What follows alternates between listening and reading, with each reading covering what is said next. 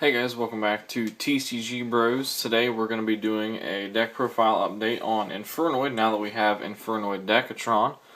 So, let's go ahead and get into this. And by this point I'm assuming you already understand how Infernoids play, so I'm going to go over this kind of quickly. Start off with our 1 Ununku, 2 Deputy. A lot of people play 1 Deputy, but I think it's so good against back row. I mean, if you come up against more monsters than back row, I would run 2 Ununku instead of 2 Deputy, but that's just my personal preference right now.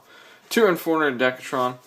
I don't think 3 is really necessary. I think 2 is the sweet spot for Decatron, just because it does copy effects and send to the grave, but it is also very weak.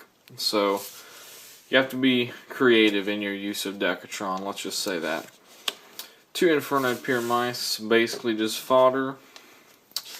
3 Infernoid Harmadic also mainly serves as fodder in this deck, but this card is definitely good for what I like to do with that card is basically summon it and then put down a normal summon Raiden and then go into level 7.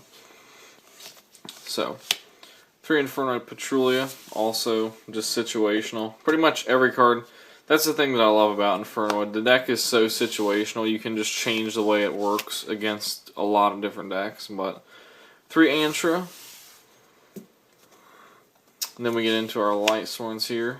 We're going to still stick with 2 Raiden. I know the last version was like a pure Light Sworn version, like more of a Light Sworn Infernoid than anything. I mean, this one's kind of similar, but you really need to have some good reasoning targets and some stuff you can normal summon beside Decatron. So, also have 2 Lila. This is different from my previous Infernoid build because we used to play Lumina, and Lumina is really good, but when people play Infernoid, they're going to immediately go to something like Imperial Iron Wall, and this deck will die immediately to Imperial Iron Wall.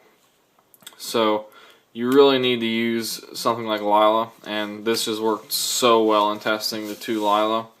It has a good in-phase mill, and like I said, you have to lay down Lila in the right time. But we have 3 Sights of Moss, 3 Attendel. That does it for our main deck monsters. We have our triple Reasoning. You always play 3 Reasoning in Infernoid.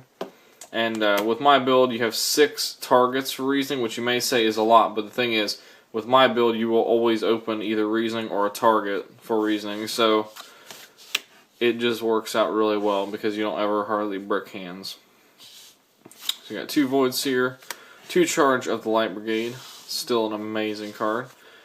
2 Void Imagination, this is an updated thing, so you can summon Infernoid Tiara, which is pretty good when you can actually get it out, which is somewhat hard to do. 1 Regeki, 1 Dark Hole, 1 Burial from a different dimension, 1 Book of Moon, and 1 Monster Gate. So, if you've seen my previous update before we had Clash of Rebellion, you'll notice that that spell lineup is quite a bit different, which isn't necessarily so, because the meta's changed and we're not like basically tuning every deck just to be good against Necros.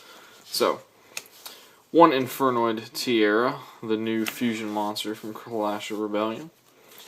1 Star Eater, 1 Stardust, 1 Michael, 1 Black Rose Dragon, 1 Ancient Sacred Wyvern, my personal favorite, 1 Scrap Archfiend, 1 Clearwing Synchro. This card is very good and underrated right now. I definitely recommend getting yourself a Clearwing Synchro.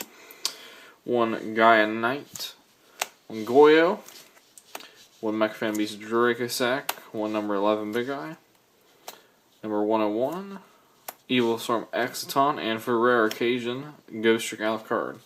So, like I said, this deck basically will just serve as a template. You don't have to follow this card to the T every single card that I use, but a lot of people say you don't need to have so many targets for Reasoning, you don't want to have too many normal summon monsters, but 6 has just served as such a good number for me in testing, and I'd like to know your guys' thoughts on it. But anyway, if you're new to the channel, I'd really appreciate it if you'd subscribe. We have lots of Yu-Gi-Oh videos every week. And thank you guys for watching. I'll see you soon in another video.